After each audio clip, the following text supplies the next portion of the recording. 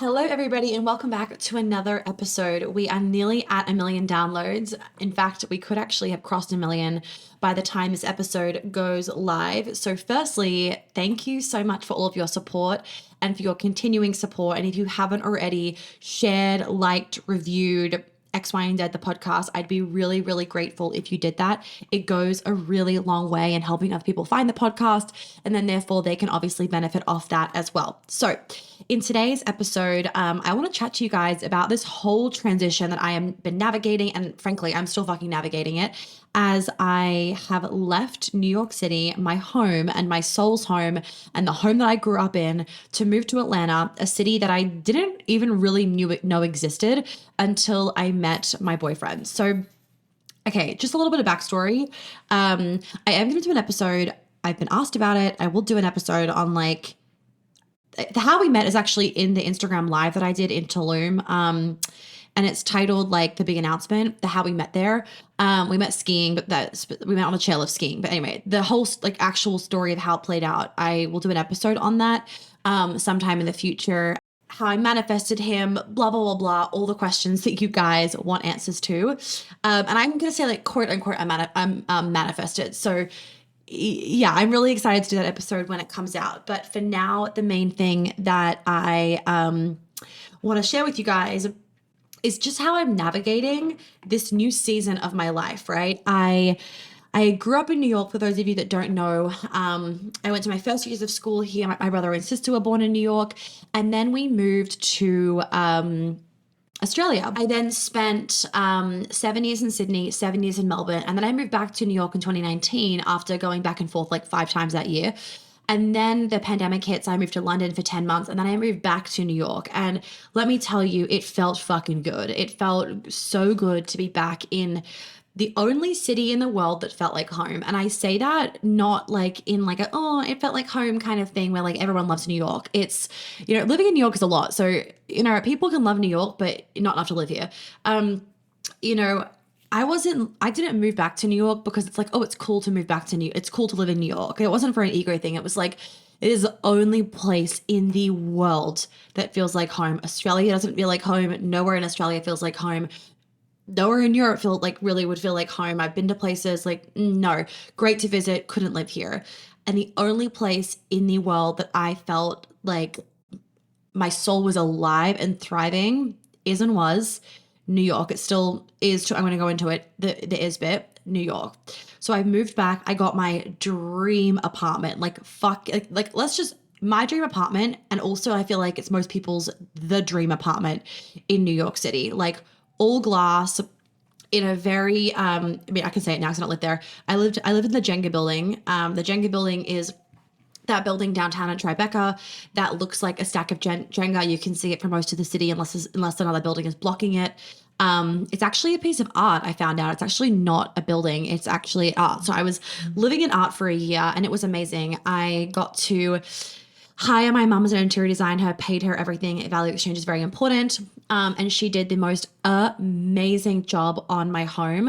And I've never been able to fit out and do the decor of any of my homes before. I've lived in homes where they've already been furnished in London, even though it was quote unquote my home. It was actually a long-term Airbnb basically that I did. So it was all their furniture. So it felt so good to make it mine. Then I met the man of my fucking dreams. And that will be another episode, but yeah. I mean, if you follow my Instagram stories, you get a little bit of a taste of it, but everything that I talk about that women want in men, the masculinity, the providing, the leading, the protect, the chivalry, the dominance, I fucking got it. And he lives in Atlanta, or still lives there in Atlanta. When I met him, he lived in Atlanta. We met in Colorado, so that's why we met, and we live in two different cities. Anyway, and we never really did long distance. So we would just fly up and down all the time. We would be skiing together all the time. And whilst there were moments more so in the beginning that we did quote unquote long distance, it's like you were dating a normal person and we were still dating more than you would date a normal person. We were seeing each other. We would go 2 days without seeing each other, and then we would be on top of each other for the rest of the week and so forth. So we never really did the long distance, but we never did it because you would fly up and down all the time. So it kind of got to a point where we were getting really, really exhausted by it.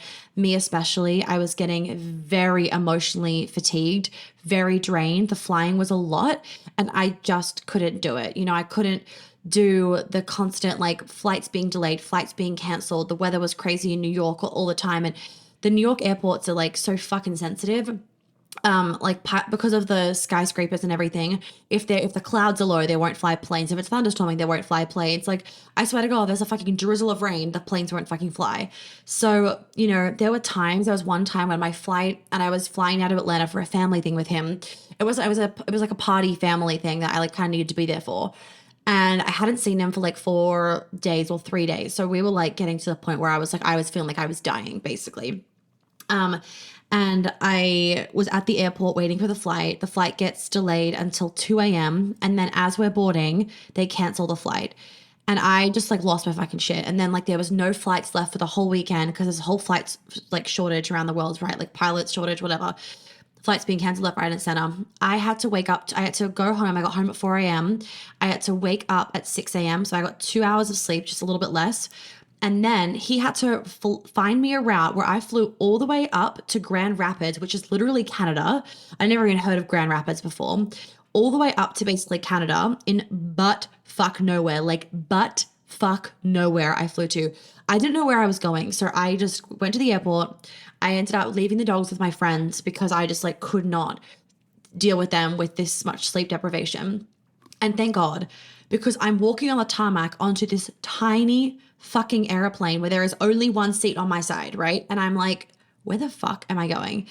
Fly all the way up there, 2 hours flight, wait at the airport, and then I have to fly like 5 hours something or 4 hours down to Atlanta. So I did two sides of a triangle to get to him. And it was just like, those things were happening all the time. His flights were being canceled, flights were being missed, work things were happening. We because of the constant travel, we were struggling to get into a flow with work being together. So when he would leave or when I would leave him, then we would go like ham on work. And it wasn't working because us being separated didn't work at that point. And us having two very separate lives doesn't work. We are meant to be blended like from the get-go. So anyway, my lease was ending, and in New York, they're very, very strict. So one, I was gonna have to pay a massive increase in my rent, and I was already paying well into 5 figures a month. And New York rent is just like out of control. I was already paying multiple 5 figures a month. Plus I was, then you have to factor in the expenses of running a business, having team members. The groceries are more expensive in New York. You get like, I would probably spend at least $200-$300 on taxis like 1 week, just for a week. And I wasn't even like taxiing to dinner. It was like random shit that I'd be going to. You're paying for just like everything is like 10 times more expensive in New York than anywhere else. So it's very, very high expenses. So the option of me living in Atlanta and keeping my New York apartment wasn't really an option because it just felt like a money leak. It just felt like I was burning money for no reason. It honestly felt, and I need to do an episode on money leaks. I'm actually gonna write that down. But it just felt like I'd be burning money. Like, my boyfriend offered me that opinion, like that option of like, do you want to have two places? Should we have a place in New York and a place in Atlanta? But then I would constantly feel pressure to come up to New York. And the more time that I spent in Atlanta, the more I was able to realize how stressed New York was making me. Like, I fucking love New York, but I run a very intense business where I am dealing with intensity every day with client situations. And then beyond client calls, I'm trying to do admin, manage a team, do personal stuff, like fucking like add 4 dogs in there, and a boyfriend, be social, do content, reply to Instagram DMs, like there is just so many podcasts, like the podcast takes up so much of my fucking time, like all of these extra things. And it was just, I was so stressed all the time. I'd wake up. I was constantly like my boyfriend would call me when he was like in Atlanta and I'd be in New York, and he'd be like, it's like 1 a.m. Monica, you're on a cracky high. You need to calm down. So he calls them these cracky highs where it feels like, he says it seems like it. Honestly, it probably feels like it. I've never taken crack. What is crack again? Cocaine? I don't know. I've never taken it before. I was constantly on this like cracky high, right? Where it felt like I was like on, I guess I've actually never taken cocaine or any of those kind of, I've never taken any drugs. So I guess it would feel like I'm on crack, which I think is cocaine. Anyway, lol. So I would get on this very like adrenaline high, and whilst I'd pump out work, it wasn't good for me. And then I would go to Atlanta and I would hear, I remember one morning I was in his shower and he's got a window in his shower and it's a tree right there. And I just like had this moment and I could hear the birds.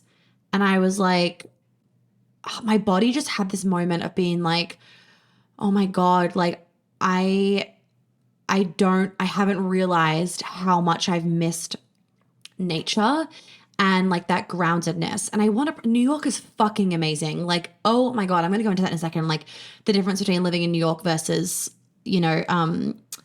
versus coming here as a visitor. And so my lease was ending and everything. So it was like, what do you want to do? So we kind of decided like I'd move to Atlanta, but of course we all want to just be like told what to do, right? And more like asked. So we were on a chairlift, and he just looked at me and he was like, babe, I need you to move to Atlanta.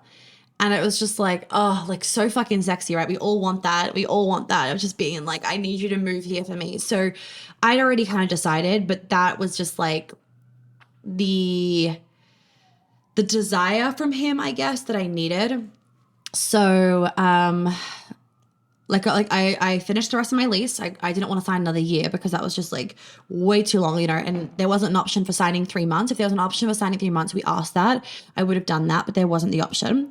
So, we packed it all up and I moved to Atlanta. So now we're in this like really crazy transition phase, right? Where it's like, I'm not only transitioning by myself and like, fuck me dead, guys. I have gone through so many effing moves and transitions. I am like so over it, which is like definitely playing into kind of this transition, which I'm going to talk about. So we moved to Atlanta. As soon as we moved, we then flew to Australia and Europe for a month, like about a month, like 3 weeks, I guess. And then we are back now in Atlanta. Now, right now, of the time of this recording, I'm in New York. I've traveled here just for a week. I've flown up here, but we now live in Atlanta and I live in Atlanta.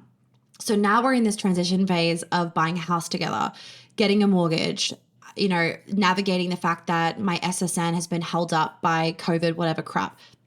So therefore that's played into it. There's just been a lot of hurdles for us to get through. And it can be really fucking exhausting. And it doesn't mean anything's like wrong per se. It's just a lot, right? So I want to paint the picture for you guys so you all know that I am not perfect with this transition and try and hopefully give you some words of wisdom for any of you that are also going through a transition. I have cried so many times in the last, let's say like 6 weeks that I've lost count. And it's not because of anything's wrong. I don't even know the reason why. It's because of overwhelm. It's because of change. It's because there's a lot going on, right? And I'm only human. And when you're trying to run a business and also have all of these moving pieces, it is a lot. Like no matter whether you're moving for a reason you want to or not, moving is one of the most traumatic things that humans go through. Even though it won't necessarily feel traumatic, it is so ungrounding. It is unnerving. I mean, you are uprooting your home, and your home is the place that you should feel the safest. So to get rid of that for a time being is a lot. And so it's been this whole new, field that frankly we're both fucking navigating, right? I'm not moving in with him. We are getting our own place together. So it is a lot for both of us. It's your safety. So uprooting your home is like you do lose this sense of safety, right? Which is why it's obviously beautiful when you're doing it with somebody else because they give you that sense of safety as well. So it kind of can help balance it out. But moving is hard for everybody, no matter like what the situation is or what the reason is for you wanting to move. And what I really discovered, which was really interesting for me with this whole transition, was I had a lot of my identity and my brand tied to New York. And what I really had to realize, and I talked about it in that Instagram live that I did about like the big announcement, what I really had to realize was that you guys are quote unquote buying my services, whatever, listening to my podcast, X, Y, and Z, not because of where I fucking live, but because of me, because of what I had to have to offer. And I offer that in Paris, in London, in Atlanta, in New York, in LA, in Australia. Like I offer it everywhere because I don't change. Like you guys want my brain and my soul and my heart and my energy, and that doesn't change. Like I am still me. So I really had, that was like a bit of an ego death, like for me to really let go of this, this feeling where it was like, if I let go of New York, I'm letting go of me, or I'm letting go of my brand. And just to paint the picture for you guys, I've only ever wanted to move back to New York. Like from the day we fucking left New York, basically, it was just like, when am I going to get back? When am I going to get back? When am I going to get back? Even when I was little, right? Like everyone always knew, and my mom always said it, like it kind of broke her heart. She always knew I was going to move back to New York and I was going to marry an American. Well, there we go. So, you know, it felt like I was almost giving up when I decided on this move. And I had to fucking like go through my fucking brain a little bit and really reflect and sit and do a lot of work on myself for this little new phase, to understand that I wasn't giving up. I wasn't letting go of a part of myself. I wasn't giving up on New York. I wasn't saying that I was wrong, that New York was my home. What I basically, oh my God. My boyfriend just sent me a text message. Ebony Keeperson. My boyfriend just sent me a text message with like what he's made for lunch. I left him like a bunch of, he's not a cook by trade, right? I am. I know how to cook and I love to cook. So I left him before I flew to New York. Like I cooked a bunch of things for him, like left him freshly made paleo bread, eggs, guac, all the kind of things. And he's just sent me a picture and he's made himself like a great big lunch with eggs, guac, toast, like my bread, all the things. And I'm like, just proud fucking girlfriend over here. Anyway, so I'll apply that in a second. So what I was saying was I had to really realize that I wasn't giving up on anything, or I wasn't saying that I had made the wrong decision or that I was wrong about New York as my home, because New York is one of my homes. And I said this to him last night. I had this epiphany when I landed where, hold on, I'm going to actually say that in a second because that needs to there's a lot of context around that. So basically I was able to realize that there's actually a dream beyond New York, and I hadn't just never seen it before. But when I met him, I saw it, right? So it's like this beautiful reminder for all of you that sometimes what you think is like the right thing or your manifestation or X, Y, and Z is, but it's like one step of it. And then you get there and this whole new perspective and world of possibilities opens up to you because you're in this new energetic field, right? In this new reality. And then your manifestations change. There is nothing wrong with your future, like vision of yourself and your life changing. There is nothing wrong with your manifestation changing. If someone said to me 2 years ago, in 2022, you are going to leave New York and move to Atlanta, I'd be like, what the actual fuck? That is not happening. That is ridiculous. That's stupid. Like if a psychic said that to me, I'd be like, that's the weirdest thing ever. That you're wrong. Like New York is my fucking home, because I wasn't in the energy to actually even be aware that there was something beyond New York, if that makes sense. And then when I met him, it all basically happened. And within a few months, I was like, I'm fucking sick of New York, because I was experiencing something even better. Let that land. I was sick of New York because I was experiencing something even better. I was experiencing, waking up, not being stressed. I was experiencing more natural light. I had a lot of natural light. I was experiencing more darkness, right? At nighttime, not as much light pollution, how that affects my sleep. I was experiencing hearing birds. I was experiencing seeing more trees. I was experiencing driving to Whole Foods and not wanting to kill yourself as you walk home, sweating your balls off or freezing your ass off. Actually, even still sweating in winter, to be honest, with 10 bags of shopping and walking 10 blocks. Like, if you live in New York, you get this. Like, you fucking get the hard battles of living in New York. It's like a privilege and a curse. The fact that time always feels like it's running out. I didn't experience that in Atlanta, and I still really don't experience it in Atlanta. I feel like I have more time in Atlanta. The fact that I feel more grounded in Atlanta, like you don't get that in New York, right? Like New York feels grounding in more of this like heavy masculine way, but not this earthy way. Whereas in Atlanta, I put my feet in the grass and I'm like, oh my God, this feels so fucking good. And there's more trees around it. It's a slower lifestyle. It's a slower pace of living versus in New York, we are all impatient fuckers where we are, as my acupuncturist said today, we are like driving on the sidewalk, as in that is how fast we are walking, veering in between people. Like we're in a fucking car going on like like speeding, right? What are those things, like a car chase, whatever they're called, whatever those things are called. Anyway, so as I was deciding to experience all of that in Atlanta, it made me realize what was available outside of my life in New York and how I'd almost limited myself, getting stuck in this idea of like New York is everything. And so as I spent more time in Atlanta and with him, and he would spend time in New York, we realized what was working, what wasn't. And we're both very empathetic people. He's very empathetic, so very masculine, but very empathetic. And very interesting blend, right? Like I didn't actually think this was possible, but it is because I have it. So what this means though is like us together, we did not thrive in New York. It was too intense. It was too draining for us. It was too much for us. We did not thrive. We thrive more we thrive in European countries. We thrive there because I'm eating all the fucking foods. I'm not being picky as fuck. Like it's beautiful. The sun is out. We're driving around on a motorcycle. Like we thrive in Europe. And I would say we thrive, and I know we're going to thrive more so in Atlanta because at the end of the day, like when he's thriving, I'm thriving more. I'm more in my flow because he's leading, right? And like he's got his friends and his family and X, Y, and Z there. He's grown up there. Grown up like partially there. But more importantly, like we have space.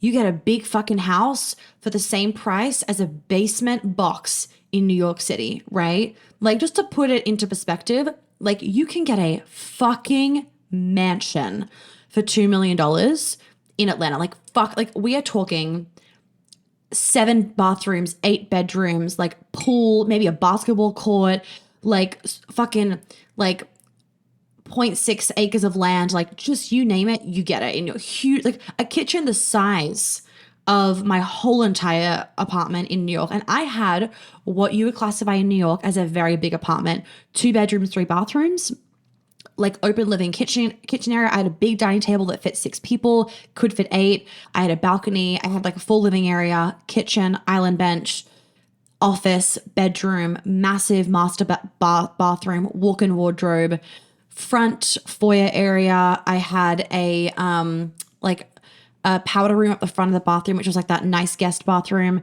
And then I had my full office that could also fit a sofa, like a sofa and a sofa bed for like guests. And then I had another bathroom in there, another wardrobe, whatever. So it was big in comparison to most people's places in New York. It was about 1,500 square feet. And if you were to buy that, it would cost $6.8 million. That's how much my apartment cost to buy. And I didn't buy it, just to preface, I was renting it.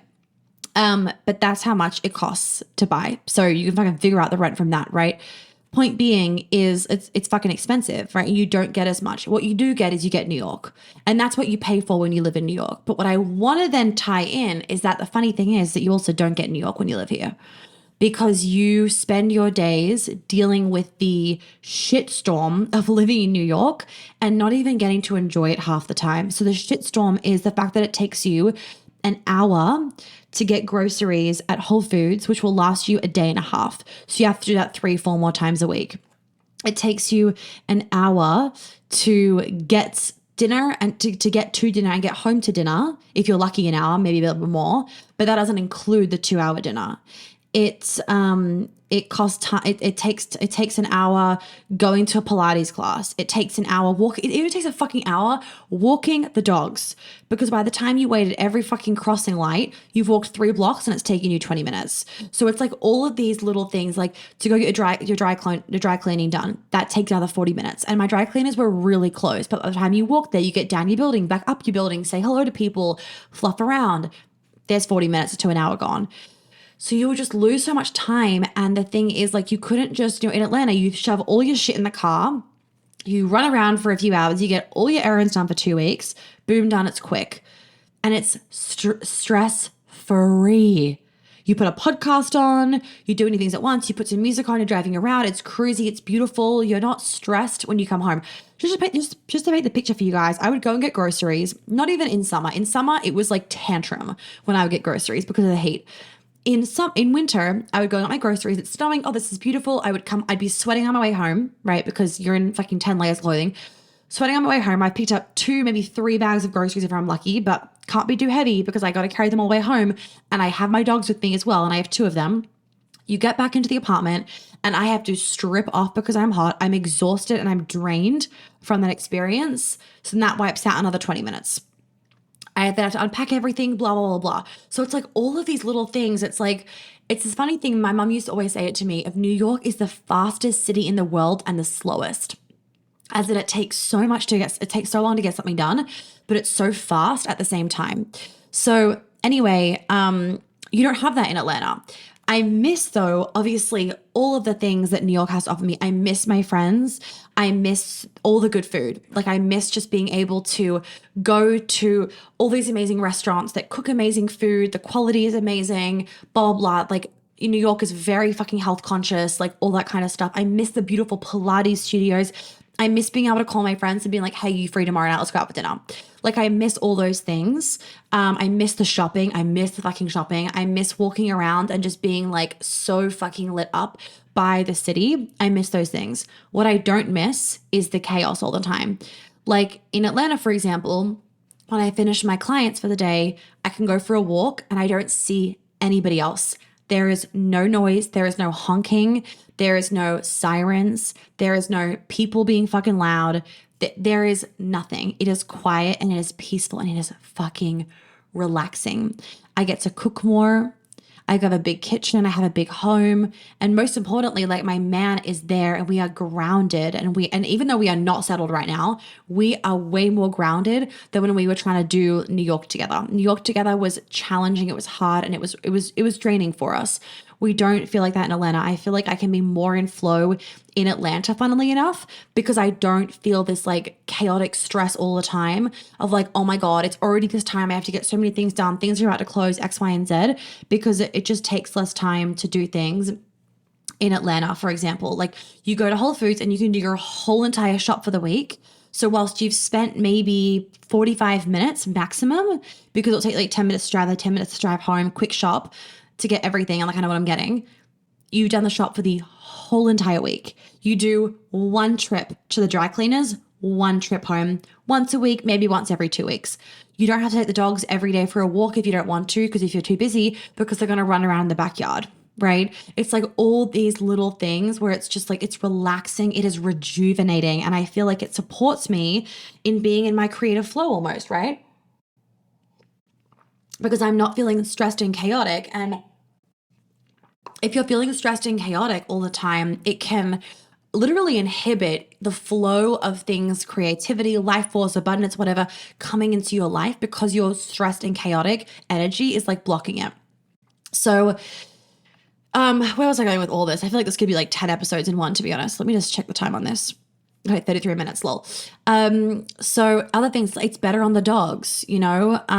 It's allowed me to stretch and quantum leap in new directions. Like, guys, I get to buy a big, beautiful home because my money that I have fucking goes somewhere in Atlanta. It doesn't go anywhere in New York. Like, even if you had 3 million in the bank, it wouldn't get you what you would want for 3 million. Like, I can almost guarantee that. So it's like I had all this money in the bank and like, what am I doing with it?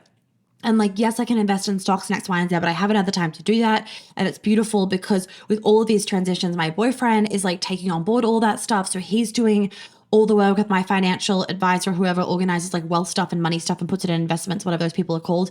He just doing all of that because I just don't have the headspace and that shit just drains me. But more importantly, it's like we get to buy a house and I can put my money into the house. So the money is actually like increasing in value, not decreasing in value by just sitting in cash and inflation fucking it up, right? So it's like all of these beautiful quantum leaps are now available to me, and these new transitions and new directions that my life gets to go with because of this new lifestyle. Like it feels so expansive in a different way because I can fly up to New York. It takes an hour and a bit to get here. I can fly up here for a fucking day if I wanted to. I can fly up here for a night. It's quick and easy. It's not actually that hard. But what's beautiful is like being in Atlanta, it's like, okay, I'm going to have like a podcast studio in my house. I'm going to have my office, and then I will have the time and the peace and the relaxation and like the fucking nervous system capacity to be able to expand my business and grow it more because I'm not feeling tired and fatigued by the city all the time, if that makes sense. So whilst New York grew me and expanded me in beautiful ways, I also feel like in a funny way, New York can be so limiting. And I've talked about this with my acupuncturist before, where it's like everyone in New York feels like there is not enough people to date. There's not enough space. There's not enough apartments. It's like, it's so funny. It's one of the most abundant cities, but I also feel like it's one of the most scarce cities. Like there's not enough time. There's not enough, but there's also so much of other things. And I just feel like there's more balance for me in Atlanta, and I've really had to like anchor into that. And I trusted that the transition was right for me. Like it came really fucking fast. And like sometimes I'd be lying to you guys. Sometimes I'm like, oh, I kind of wish I had a few more months in New York. But then I remind myself, no, you were fucking ready mid-May and you still had weeks to go. Like I remind myself of that all the time. And it's actually whenever that pops into my head of like, oh, I wish I was still in New York. It's like, no, what you're missing is you're missing the simplicity of like seeing your friends. Okay, fly up and see them. Okay, pick up the phone.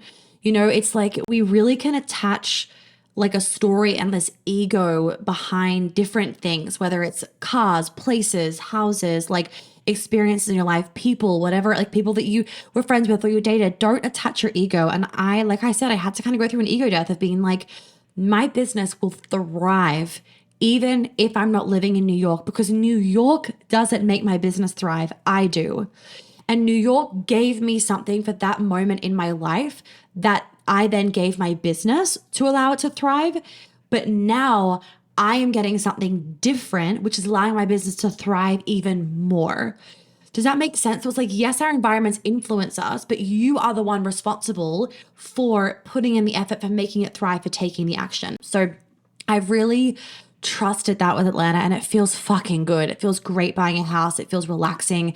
It feels rejuvenating. It feels like home, and kind of on that transition with like the home thing. So New York is a very special place for me. It is where I grew up. And like I said, it's the only place in the world that feels like home. New Yorkers would know this. There is this feeling that you get when you drive from the airport into the city and you see the city. It is this like soul nourishing, heart fluttering, like exhale feeling that you get. I got that every time I would fly back into New York when I was living here. Every time prior I would fly in before I was living here, I got it. Towards the end of my time living in New York, I stopped getting it. And oh my God, it kind of makes me emotional even saying that, like a little bit like, whew. I stopped getting it, and I would get it when I moved. I would get it when I would fly in to Atlanta. I'm like, if you're watching the video of this, I'm literally getting teary. I would get it when I flew into Atlanta, because I realized that like home can be a person.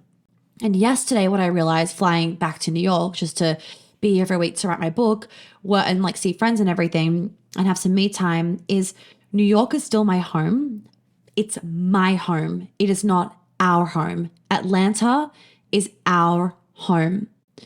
So we couldn't make New York work. It never felt right to make New York work for our home. It felt right to make Atlanta work for our home. But New York will always be my home.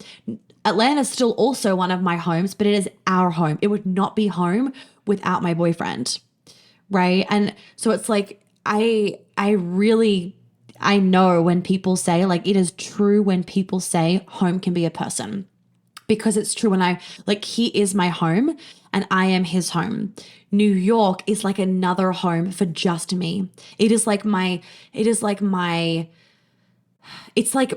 like a part of me's home, but then another part of me home belongs to him, if that makes sense. Like, hopefully this is making sense to you guys. So that just, when I had this epiphany last night, it almost like took away some of my guilt, I guess, where it was like, I didn't want to be leaving New York and thinking that it wasn't my home, because it is my home. And it just made me realize, like, oh my God, it actually still is my home.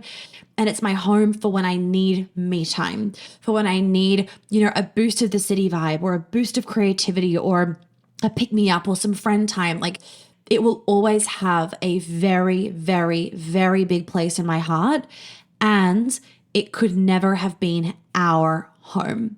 So it feels better moving, because I want our home more than I want New York. And like, that's just key, right? So many women these days will put like their career or like their independence ahead of like their heart's feminine happiness with their partner. So I really have to go on a second. I'm really gonna write my book before my afternoon session with my coach.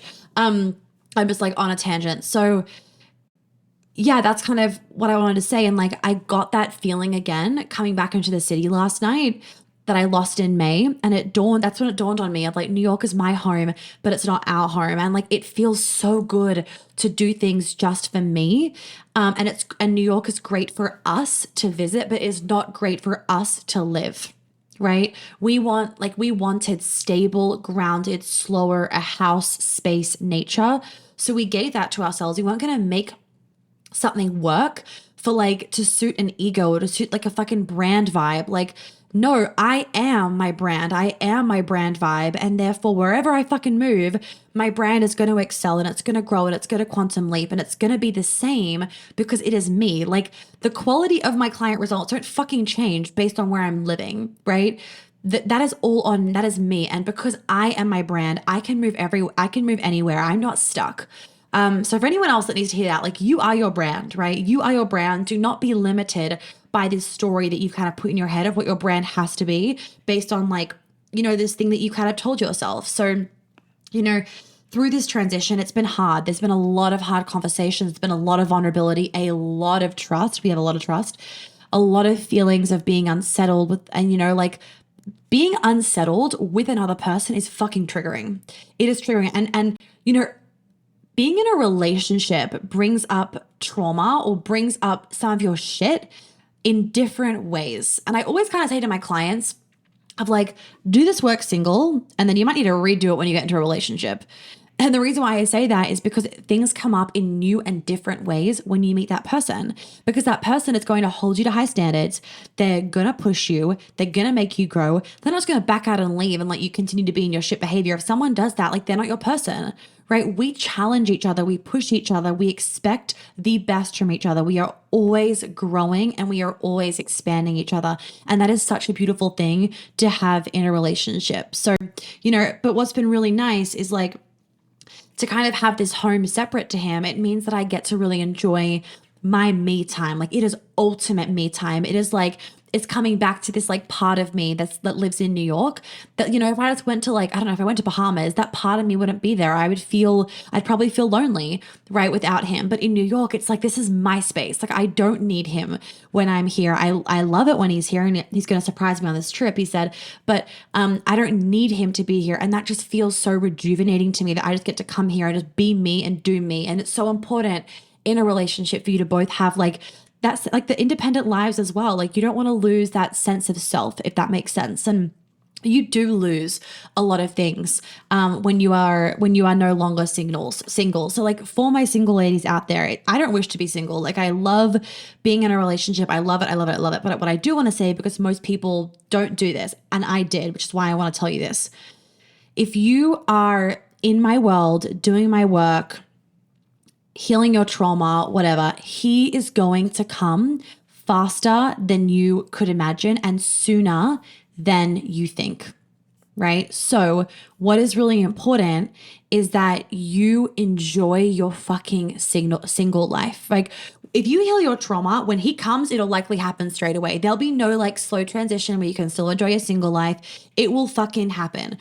And some of you may wish that you enjoyed your single life more. I don't. I enjoyed my single life, and I did not get sucked into the desperation of wanting a relationship and focusing on that, I enjoyed my single life. So please enjoy it now if you are single, because God, I enjoyed mine. Like, enjoy the selfishness, enjoy that you get to do everything on your own time, enjoy that you don't have to factor somebody else into your time or into anything like that. It is the most beautiful thing, being in a beautiful, healthy, sexy, delicious, passionate relationship where you do have to factor somebody else in and you do consider somebody else and X, Y, and Z. And I don't ever want that to change. Like, I love being in my relationship. It's so expansive and healing and like all the good things. And that's why I'm saying it, is because I see so many women that get into these relationships and they wish they enjoyed their single life more. And it's just like, I thought of it this morning. I was talking to my acupuncturist about it. She actually brought it up. So I wanted to mention it to you guys on the podcast.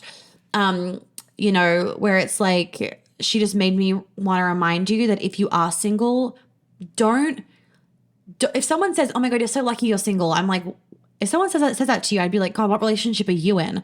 Like, I don't wish that I was single.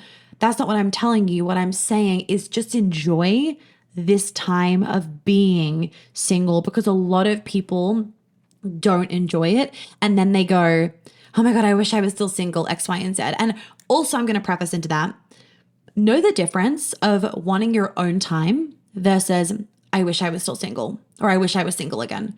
Like, I needed me time before I came on this trip. Like, I was fucking hitting some like points where I was like, I need me time.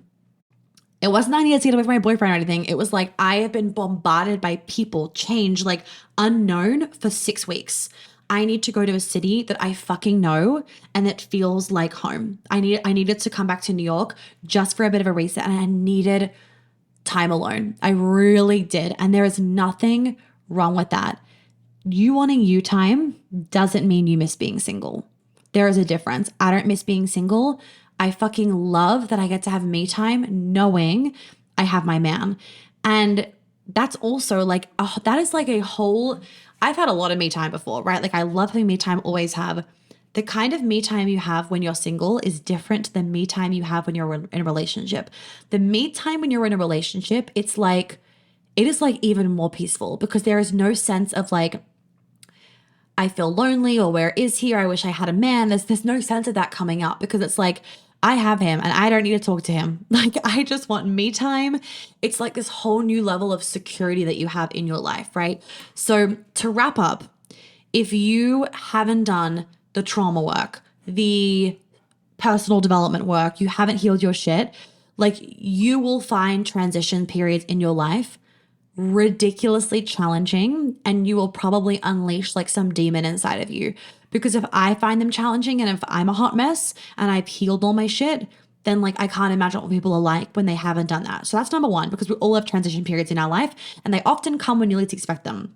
And number two, if you are wanting to be in that kind of relationship where you don't like, where you want the me time, but you don't like, it's different to like, oh, I want to be single again. Please make sure that you've done the healing work and that you've done the trauma work. Queen Alchemy will help you to manifest that kind of situation into your life. Queen Alchemy does help you manifest by clearing all of the things that are causing you to self-sabotage relationships, to block things, to inhibit things from coming in. And it will help you to magnetize these situations and more. If you know the story of how we met, like, that was pure fucking fate. And that was me and him both trusting intuitive guidance. And I didn't even know I was trusting. It wasn't like my intuition was like, oh, turn right here. And I did. And then I met him. Like, that's not how it worked. I live based on trusting my flow. So by doing that and him doing that, we cross paths in the most crazy of ways. And you being that in tune with like your body and everything around you in the universe and that like, and fate, right? A big part of that is you being able to trust your body, and that does not come, and trust your own signals and just be in flow with yourself. And that doesn't come if you have a pile of trauma that you haven't healed, because your trauma inhibits you from trusting your intuition. So I'm going to leave it there. I need to write my book. I hope you all have a lovely, lovely day and that you've enjoyed this podcast episode. Queen Alchemy is open for enrollment right now. And it is the last time that it'll be open this year. So if you would like to join, now is the time to do so. Please make sure that you also like, review, subscribe, X, Y, and Z, all the things to the podcast. So much time goes into this. I just spent an hour and a half doing podcasts today, haven't even finished them, and I could have been writing my book. So please, please, please, ladies, if you haven't already, make sure you leave a review. I love doing these podcasts. I really do. So I really appreciate it when you guys leave written reviews below, because they go a long way in helping other people to find the podcast. And let's get over 1 million downloads. If we haven't already, we might have by the time this episode is live, because we are so, so, so close, and I cannot wait. I'm so pumped. And I think that's everything from me. Queen Alchemy is open. Share the podcast on your Instagram stories. Follow me on Instagram, all the things. You know the drill.